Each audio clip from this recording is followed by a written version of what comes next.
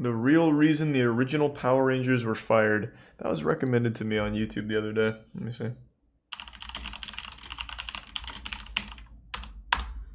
It'll come up with this, I'm sure. Actually, tier 1 crappy movie. Get off our planet! Because we're the Power Rangers! And we're not backing down! Such a good show. This is one of the most lasting entertainment franchises of all time. You still love it. The Mighty Morphin Power Rangers exploded into the 90s with Megazord-like force, and since then has become a key element in our cultural zeitgeist. Over the last 28 years, fans of the Power Rangers have been treated to 3 feature films, over 60 comic books, and over 900 episodes of spin kicks and giant robots with well no over signs 1,000. of slowing down at any time in the near future. Despite almost 3 decades of success, the Power Rangers got off to kind of a rocky start. If you remember correctly, 3 of the original cast members in the show's first season were replaced before the second season started filming.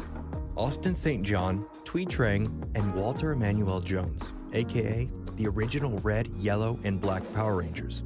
And what happened there is a lesson in not only knowing your value to a project, but also taking action in order to get what you feel like you're worth. This makes me want to watch The first Power season Rangers, of the Mighty goddammit. Morphin Power Rangers was a colossal success.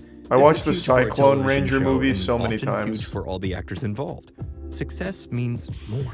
More episodes, more work, more fans, and usually more money. Oftentimes, when a show or a film is successful, the actors involved are able to negotiate higher salaries to continue their work. A good example of this is Robert Downey Jr. in Iron Man. He was paid a mere $500,000 to star in Iron Man 1. After the film's success, Robert Downey Still a Jr. was lot. able to then negotiate a higher salary, and by the time he was filming Infinity War, he was estimated to have made about $75 million for the film. Yeah, good for him. With the success of Power Rangers, it would only seem reasonable that the cast was paid a fair wage based on the show's overnight success, right? Sadly, that was not the case. To understand this better, we'll need to take a look at the differences between union and non-union productions. The primary actors union for film and television is called the Screen Actors Guild, or SAG. Rather than make an attempt to fully explain union and labor laws, we're going to kind of gloss over some key details Yeah, about it just the kind of Screen Actors sucks. Guild. I hate Working SAG. on a union project Shit's comes garbage. with a lot of benefits. Or First maybe off, that's 'cause there are I'm not in it. mandatory minimum wages. Actors are paid overtime if a production lasts longer than 10 hours in a day. They are entitled to benefits, and there are even bonus structures in place for working with hazards like fire or explosives, working with smoke, or even if performers are required to get wet, among others. There are a lot of bells and whistles that come from a SAG contract, but the point here is that a union like SAG ensures that performers are protected from exploitative working conditions and compensated fairly for their time. I hurt my leg. No, you didn't. Yes, I did. I didn't even walk on it at all. No way, you're lying. I'm not lying. Tell me.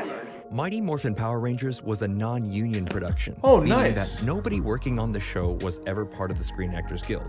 There are no guidelines for paying or protecting performers or crew in a non-union project. The pay could be $50 per day, or even nothing at all. Some non-union projects even cite exposure as the pay. Hey, exposure dollars are pretty good. The bottom line here is that by switching production to non-union status, the production company behind Power Rangers, Saban Entertainment, was able to circumvent some of the most costly aspects of making a television show, namely, paying their performers. The cast of Mighty Morphin Power Rangers were paid $600 per week. Oh. Given that shoots would often run long and were physically demanding, this wage is almost criminally low. Saban What? took even further advantage of that non-union status and didn't offer any royalties for episodes in syndication for any members of the cast. The actors that were hired were all pretty new to the film television business. Austin St. John was a martial arts student and still in high school when he got cast. Twee Trang was a 20-year-old student of Shaolin Kung Fu entering her first role. I thought Amy Jo that Johnson, Power who played Rangers was Kimberly, just a the Pink dub Ranger, of the landed original role in 1 Japan. month into her foray into acting. Blue Ranger David Yost was cast after only auditioning for 3 months. The point here is that these performers were inexperienced young actors. remember that being a offered rumor, role but in a clearly that television was show wrong. For the first time. It's doubtful that they were thinking about the subtle nuances of contract negotiations when they accepted. As we stated earlier, the first season of Mighty Morphin Power Rangers was a huge success. The actors were very Nice resub, aware of the show's Mustard exploding Boy. popularity, and as they watched the flood of merchandise sales The grow to Prime an Shield Ice. overwhelming degree, This is totally toy. Oh, because there are a few frustrated scenes from that the they still Japanese were show. making $600 per okay. week. According to some of the cast members, there may have been an attempt to get the principal ensemble to push Saban Entertainment into creating a union Oh, so production. well, okay. But Let me those clarify. What I meant is, every time that they're in costume, I was under the impression it was a dub, but it looks like it's only during the fighting. So it looks like they did have costumes too, but just spliced in the Japanese fighting. Is that correct? I already said that, but thanks, Ice. Okay. Thought so. talks fell through. After that happened, Austin St. John, Twee Trang, and Walter Emmanuel Jones stopped showing up to voiceover sessions in protest over their low wages. There were threats of leaving, and this battle of attrition went about as far as it could possibly go. There's that age-old saying, the squeaky wheel gets the Ivan most grease. Well, Ooze! sometimes, if the wheel is too squeaky, it gets replaced entirely. That's what happened to these three performers. Austin St. John was fired and replaced with the new Red Ranger, Rocky, played by Steve Cardenas. Walter Emmanuel Jones was replaced with Johnny Young Bosch as the new Black Ranger, Adam Park. And Twee Trang was replaced with Karen Ashley, the new Yellow Ranger, Aisha. I present to you the new Power Rangers. We will now start the ceremony to transfer power from Jason, Zach, and Trini to Rocky, Adam, and Aisha. Wow, that was easy. Just like that, it was over. And the message was sent to the rest of the cast that you can and will be replaced if necessary. After all, these characters spent over half of every episode inside of a dinosaur helmet that disguised their identity. So the rationale was likely that it didn't really matter who was in the suit. A few of the other cast members dropped off pretty quickly after those three got fired. Amy Jo Johnson left the show in the middle of season 2 due to safety concerns. She was almost set on fire during the production of Mighty Morphin Power Rangers the movie, and was electrocuted during the filming of 1997's Shocked. Electrocuted would mean Power she Rangers died. movie. Things that likely wouldn't have happened on a union project. David Yost hung in there until Power Rangers Zeo, despite being bullied on set due to his sexuality. But that's for a whole separate episode. Since then, there have been over 20 different knew that actors to part. play every different Power Ranger. In fact, the swapping of cast members has become an expected part of the Power Rangers universe. They took the initial firing of those first three Power Rangers. Which Red Ranger was the one that murdered someone? Was that Wild Force? I always fucking forget. Ricardo Medina Jr. It was Wild Force. Thought so. Yeah, he murdered... Let me see, what was the whole thing? February 1st, 2015, he stabbed his 38-year-old roommate Joshua to death. He was stabbed in the abdomen with a medieval Conan the Barbarian sword at home in California. Medina called the emergency services, but was pronounced dead at the scene. He was held on $1 million bail, no charges filed against him. Till further investigation, he was released.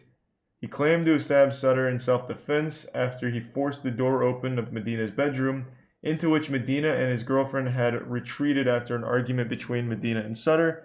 Medina lived at his home in Greenville. Okay. On January 14th, 2016, he was arrested again on murder charges in connection with Sutter's death, and he faced a possible life sentence. On March 16th, 2017, he pled guilty to one felony count of voluntary manslaughter, and he was sentenced to a maximum of 6 years in jail. And as of November 2020, Medina has been released. That's the whole story. Medina was Red Ranger from Wild Force. Actually, one of the most memorable Red Rangers for me because I loved Wild Force.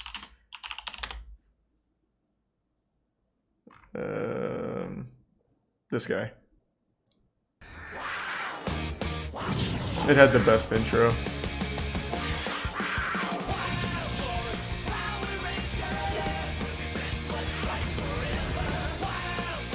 Fuck, it's so good. Jesus Christ. I need to rewatch Power Rangers. Yep. Thanks to resub rugged. Also, I did know about them bullying the Blue Ranger for being gay. That's a very well-known one.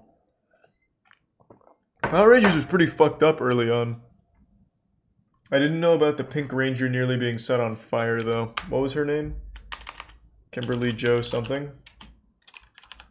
Or, wait, Kimberly's not her real name. Amy Jo Johnson.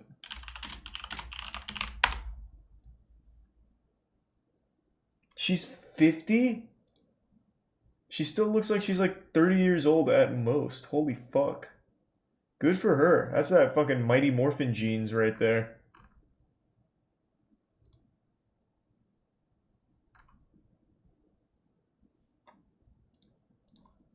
And effectively made it into a canonical element of the show. Zordon, what are we gonna do without a Pink Ranger? There is somebody out there that can take my place. Hi, everyone. The power's all yours now.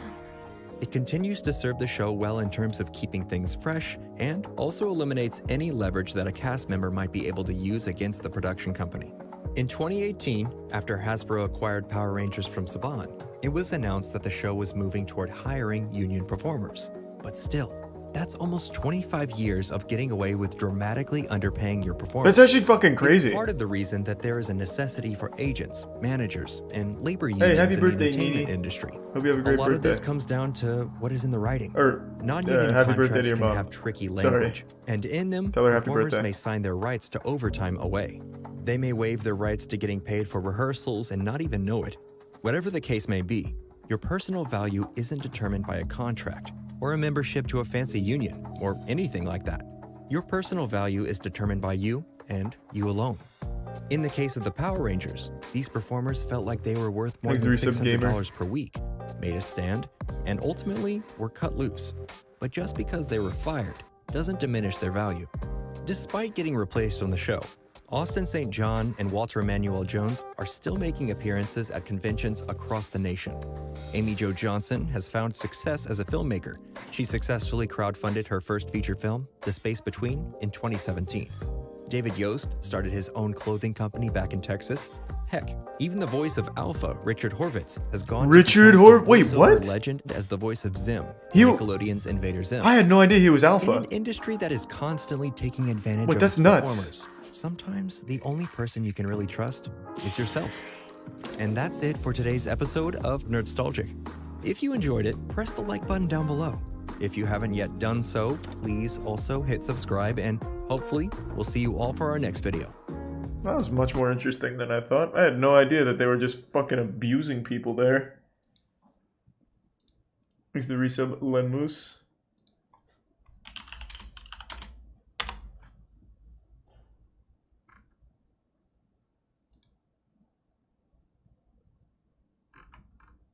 I was looking something up again. I'm looking at that Alpha thing.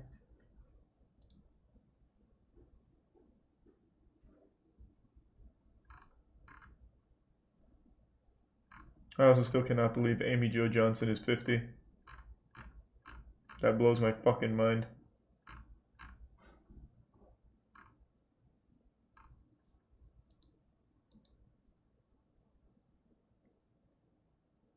Kamen Rider Zero. Oh, I know what that is. Yeah, I've seen Kamen Rider.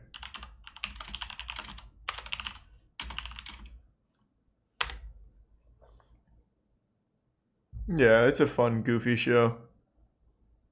What did you want me to see from it?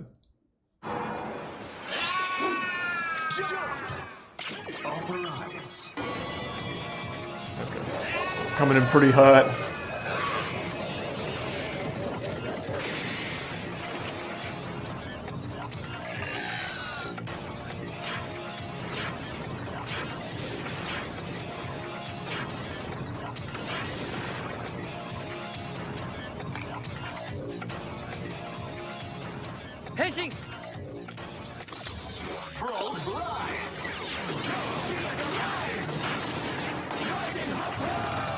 It's crazy. It looks like it's still back in 2001.